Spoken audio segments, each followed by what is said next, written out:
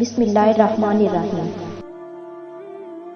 السلام علیکم، امید ہے کہ آپ سب خیریت سے ہوں گے۔ سمندر کے کنارے ایک درخت تھا جس پہ چڑیا کا گھونسلہ تھا۔ ایک دن تیز ہوا چلی تو چڑیا کا بچہ سمندر میں گر گیا۔ چڑیا بچے کو نکالنے لگتی تو اس کے پر گیلے ہو جاتے اور وہ لڑکھڑا جاتی۔ اس نے سمندر سے کہا، اپنی لہر سے میرا بچہ باہر پھینک دے، مگر سمندر نہ مانا۔ چڑیا بولی، دیکھ میں تیرا سارا پانی پی جاؤں گی، تجھے ریگستان بنا دوں گی۔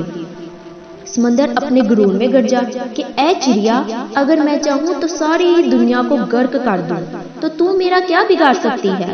چڑیا نے یہ سنا تو بولی، چل پھر خشک ہونے کے لیے تیار ہو جا۔ اس کے ساتھ اس نے ایک گھونٹ بڑا اور اڑ کے درخت پر بیٹھی، پھر آئی، گھونٹ بڑا، پھر درخت پہ بیٹھی۔ یہی عمل اس نے 8-9 بار دہرایا تو سمندر گھبرا کے بولا، پاگل ہو گئی ہے کیا؟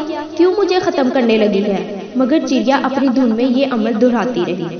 ابھی صرف 22 سے 25 بار ہی ہوا کہ سمندر نے ایک زور کی لہر ماری اور چڑیا کے بچے کو باہر پھینک دیا۔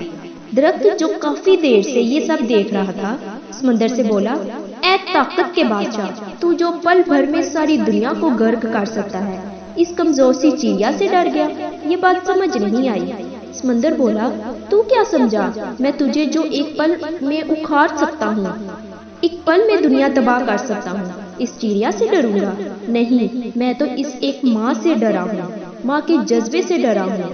ایک ماں کے سامنے تو عرش ہل جاتا ہے، تو میری کیا مجال؟ جس طرح وہ مجھے پی رہی تھی، مجھے لگا کہ وہ مجھے ریگستان بنا دے گی۔ چینل کو سبسکرائب کرنا مت بھولیے گا۔ آپ سے ملاقات ہوتی ہے اگلی ویڈیو میں۔ اللہ حافظ۔